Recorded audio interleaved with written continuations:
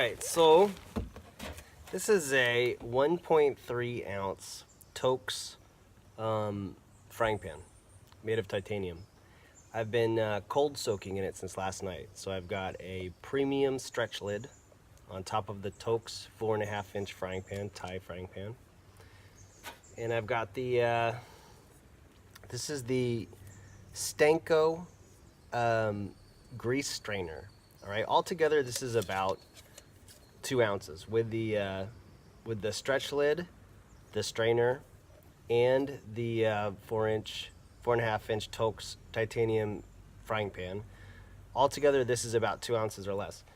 I've been dry soaking rice since last night. I know a lot of people say that they're able to dry soak their food in about 2 hours. For me, I like to dry soak my food for about 48 hours.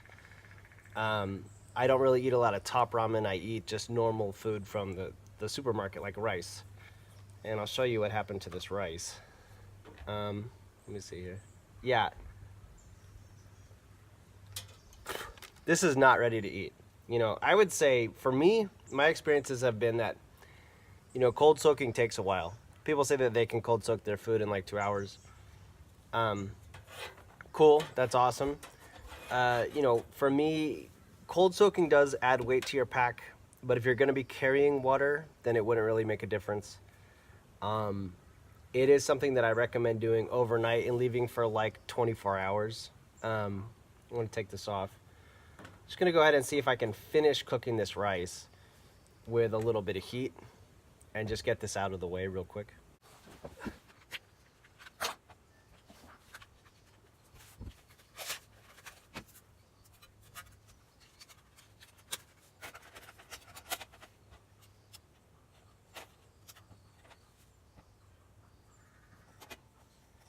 Okay, so I'm gonna get this rice out of the way here in a second. I don't really think cooking with heat with the alcohol burner is a great idea. The heat burns out real quick, and you got to carry it, and it adds a lot of weight to your pack. You also are going to need a barbecue glove because the stuff gets hot, and the barbecue gloves get really greasy, and so you're going to need a plastic bag to put your barbecue glove in, or you're going to need to be able to clean it.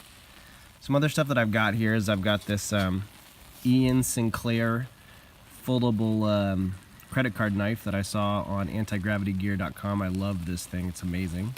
All right, awesome piece of kit. I've also got a 0.25 ounce this is a this is a sterile first aid saw, and it's for cutting your sticks, and it's only 0.25 ounces. You know, there really is no titanium pocket knife out there that only has a saw in it. So you got to get this little plastic guy. It's 0.25 ounces. They're kind of expensive. You can buy 7 of them for 20 bucks or 2 of them for 8 bucks. But they're pretty awesome. Okay, they're for cutting your sticks. I really like this too. This is awesome. Okay, so check that out. It's already hydrated. I only had to cook it for a minute just to kind of heat it up. It saved me some fuel, cold soaking it, I guess. And you can see it's rice and it's ready to eat. I'm gonna dump this out here in a second and show you how to use this little 1 ounce titanium frying pan with no fuel at all, with just wood as fuel. We're gonna get straight to it. Okay, so this was last night as I busted out this 1 ounce titanium frying pan from Toaks and filled it up with rice and started cold soaking with it with the premium stretch lid that I got off of Amazon. And yeah, it worked okay. I mean, I guess it worked as good as it's gonna work. And there it is.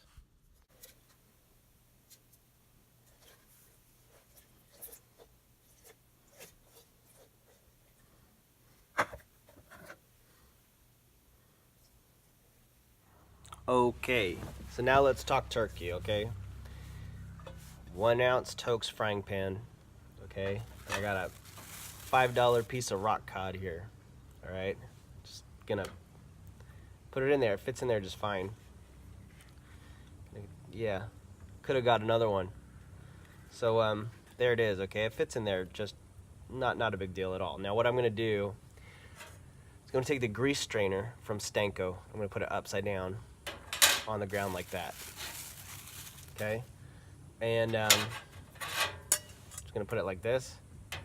Boom, like that. Okay, so now we've got a Dutch oven. It's really, really small. That's a small Dutch oven. Okay? It's less than 2 ounces. All right, and very, very, very small. So I know a lot of people, when they look at a 1 ounce frying pan, they think to themselves, that could never be my go-to. I could never use a 1 ounce frying pan. That's just too small. But honestly, it is doable. It's really just half of a mug pot. So if you had a coffee cup mug pot, this is half the size of that.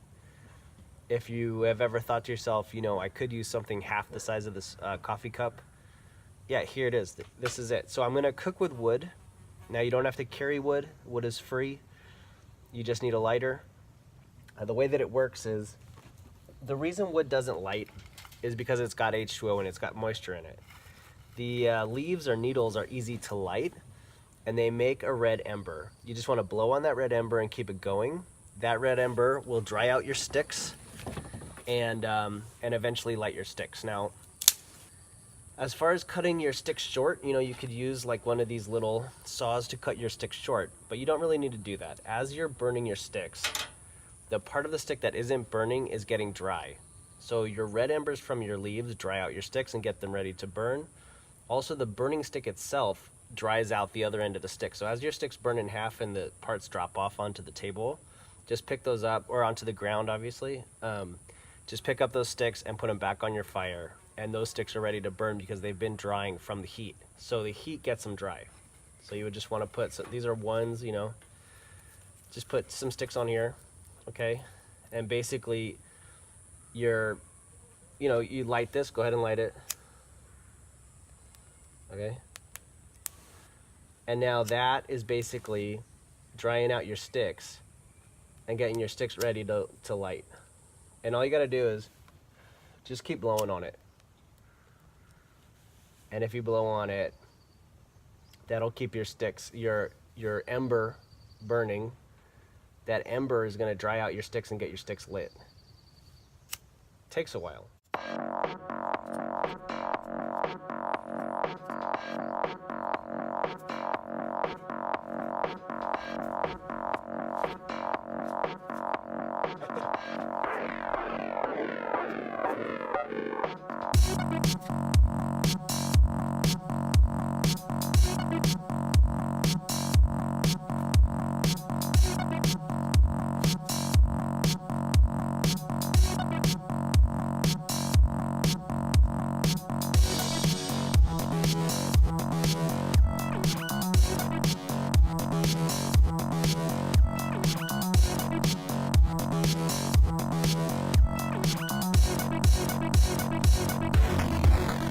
So just a heads up that I did notice some real smoke coming out from underneath the pan.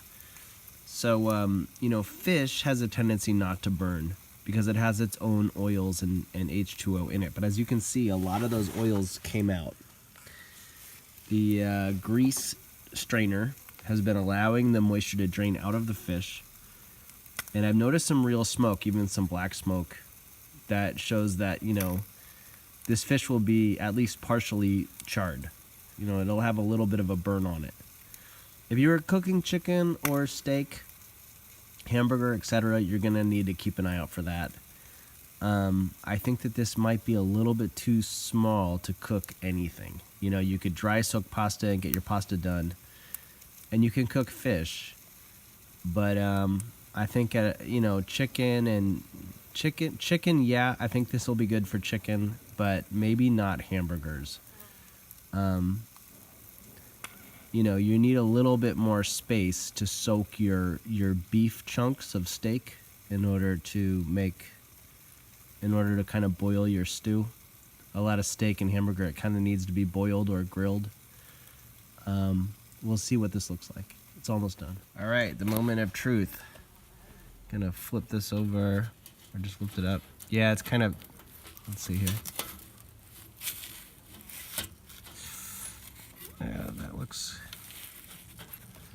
all right, so it's definitely cooked. A little overcooked maybe. Let's see here.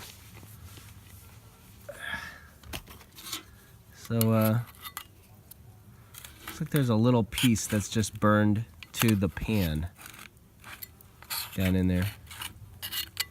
All right, but yeah, overall the damage isn't that bad. It's just kind of like well done fish. Okay, it's thoroughly cooked. Still really juicy. Kind of smells weird. Smells a little burned. Doesn't really smell like fish. It's a little overcooked. But I'm gonna taste it and let you know what I think. All right, here we go.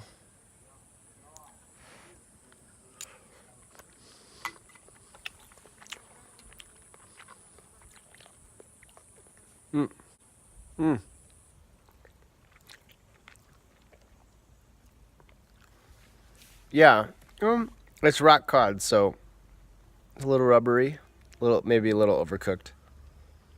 But it's cooked. It's healthier than McDonald's, and it's only 1 ounce. It's like the frying pan is 1.3 ounces. The grill from Stanko is less than 0.5 ounces. So it's pretty light. All right, so check it out. This is the Ian Sinclair credit card knife. We got the Toaks. I'm able to grab it just a minute after not, you know, yeah, the titanium heats up and it kind of burns the food because it gets hot in like one spot. But it definitely cooked it, and I'm able to grab it like 1 minute after cooking. Okay, you can see the coals are still hot. I just finished cooking this and I'm able to grab it just fine. The strainer worked good. Okay, so this aluminum strainer, it turns it into a barbecue.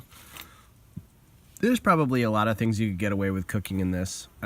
It's not as versatile as a bigger cooking system. If you just add 1 ounce or 2 ounces to this, the amount of recipes you can make are much more.